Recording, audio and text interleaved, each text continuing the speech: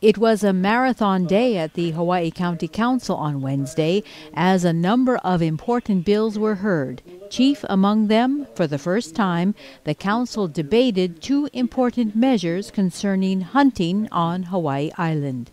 One, a charter amendment creating a Game Management Advisory Commission. The other, more controversial bill, a challenge to the authority of the State Department of Land and Natural Resources to lawfully conduct the helicopter eradication missions, as they have done on Mauna Kea and elsewhere. Both bills advocated for home rule and gave a voice to the island's hunters, who for years have felt pushed aside by the policies of the Department of Land and Natural Resources and other Oahu-centric officials. Hours and hours of testimony sent the council meeting into the late night hours. The audience was packed. Earlier in the day, it was like a tailgate atmosphere outside in the parking lot of the county building, where the Pele Defense Fund organization and other local hunters served locally produced smoked meat and other food during the lunch break. Yeah, and I think these bills are historical for the county to get an advisory on fishing game and to stop arrow shooting. And it's history being made today, so I'm really happy to be part of it. The council also set time aside for a special presentation by Tony Sylvester, a longtime Mauna Kea hunter who drew some startling connections between DLNR efforts to eradicate ungulates on the mountain and the decline of the endangered Palila population. The DLNR has long blamed federal law for their need to conduct the eradications because a federal judge told us that we had to. That's the answer. So until a federal judge tells us otherwise. And have defended the aerial shootings as a needed tool to completing the mission. What I started to say earlier was we will make every opportunity to allow the hunters to hunt. At some point, there's a point of diminishing returns. And at that point, we reserve the right to use all the tools in our toolbox, including shooting some animals from the helicopter. Some people seem to think that that's a poho, but those hunters are never, when we get to that point, it's usually because the hunters are unwilling to either go that far in, that far up, or do the hunt in the sort of dangerous conditions. So no game management plan, lots of money for other programs. And here I says, do you really know what is going on in our mountains? These animals are trapped in a lava field of 5 miles square in the impact area, so they'll die of starvation. This animal here, as you look down the road there, you'll see carcasses all the way down. And this is Maisie Arona funded this fence here, and she's proud of it, but I wish you would see the results of what's happening to the animals. This is like a death trap. This is like a gill net in the ocean, just trapping animals every day.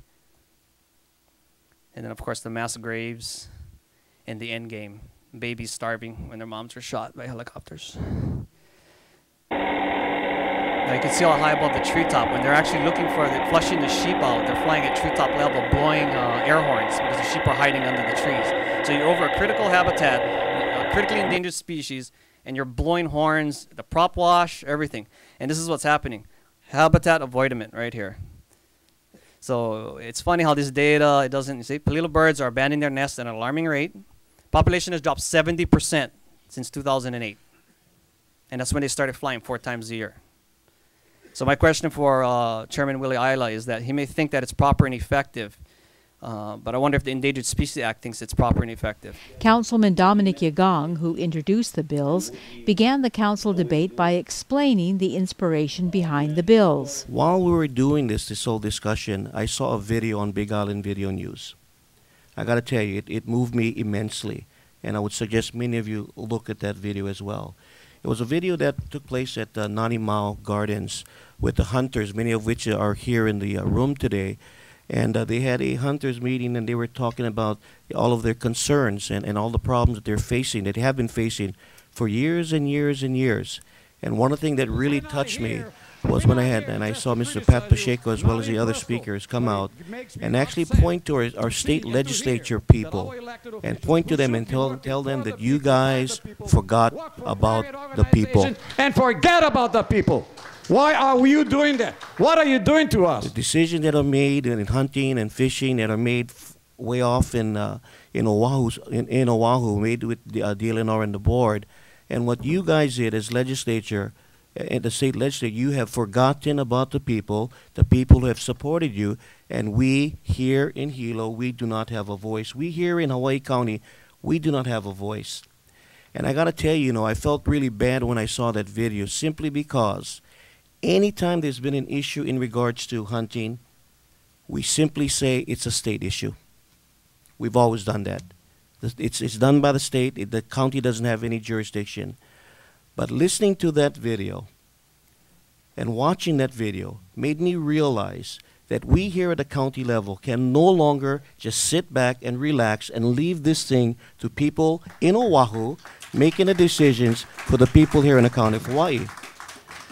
The Pele Defense Fund at the same time was meeting with the hunters, and they have been meeting. They invited me to the meeting. I sat down at the table and listened to these people. I sat down at the table and listened to these hunters. This is not my idea, ladies and gentlemen. I'm not going to stand here and take credit for this. This came from the hunters. What they said was, what we don't have, which every state in the United States has, is a Game Management Advisory Commission, or a council that deals with game management, to be able to manage the game, to make sure that not only do we protect our natural resources, but at the same time make sure that we protect our traditional and cultural heritage. Hunting and fishing has been part of our heritage for hundreds and hundreds of years. I'm old enough to remember when the sugar plantation went on strike, and my family was a very poor family. If it wasn't for the hunters, for the smoked meat and the sausage, and the fishermen from the bringing fish from the sea, we would have starved. We would have starved. And my father always told me, don't you ever forget who took care of the family when we had a hard time. It was those that learn and does live off the land and the ocean. And you know what, folks, when you think, and when I went to this meeting, it was so obvious what the people, the hunting community and the fishing community did not have is a voice. The council voted to give the okay to putting the charter amendment on the ballot for voters to decide. We are going to put a stake in the sand here. This is what we're doing today. We're putting the stake in the sand. We need to do this. But it means that every one of you is going to have to camp in the offices, get on the phone, send your emails, and keep doing it through this election and make these people promise to support the people they're supposed to be representing. The bill will need to pass 2 more readings first. Yagong then read into the record the purpose of his second bill, declaring the helicopter hunts illegal. The arrow shooting must stop, and a real conversation with the people must begin. That's the purpose of this particular article. And the law is going to be very simple. If passed by this council, it would say in one sentence, Section 14, aerial eradication of animals unlawful. It is a violation of this article for any person to engage in eradication of any animal for any reason while being transported by helicopter, airplane, or any other similar means. Ladies and gentlemen in County Council, let me just say that no matter how you feel about protecting watersheds, about protecting critical habitat, the practice of shooting animals after hurting them and chasing them until they can no longer run, and then have high caliber rapid fire from a helicopter, shooting these animals at close distance, wounded many, is just not right. I gotta say, I don't like how the findings and the purpose is written. And the reason for that is I feel we're trying to legislate emotion. You know, if you do say that you do understand, and this is based on emotion, if you did understand, you would know that this is based on emotion.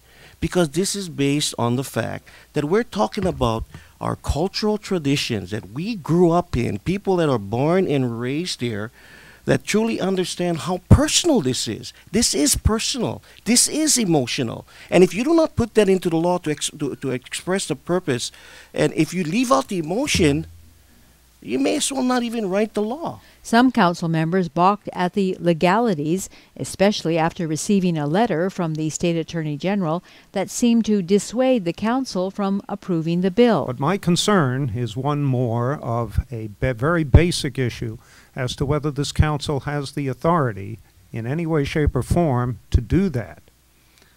In addition to the information that we have before us, there's a letter here from the Attorney General of the state of Hawaii, which seems to indicate that we do not have the authority to pass a law that would restrict the state's control of this particular activity, whether we agree with that or not.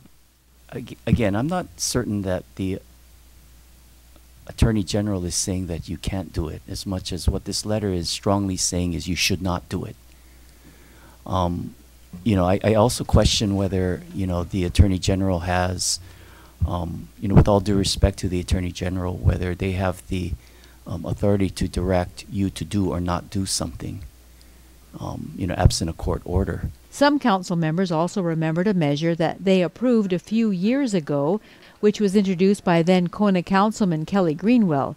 It was a resolution that told the DLNR that the county did not approve of the shooting of feral cattle on Hualalai. Yeah, I thought it was almost exactly the same. The difference was that Mr. Greenwell did a resolution because at the time when we considered this, the indication was very clear that we could not legislate in the area, and I even thought there were some comments from the Corporation Council on that. That was sort of another reason why I brought up this, this issue here. And again, it also applied to the aquatic fishing resolution that I worked so hard to get by, because we were told again and again, you can't legislate in that area.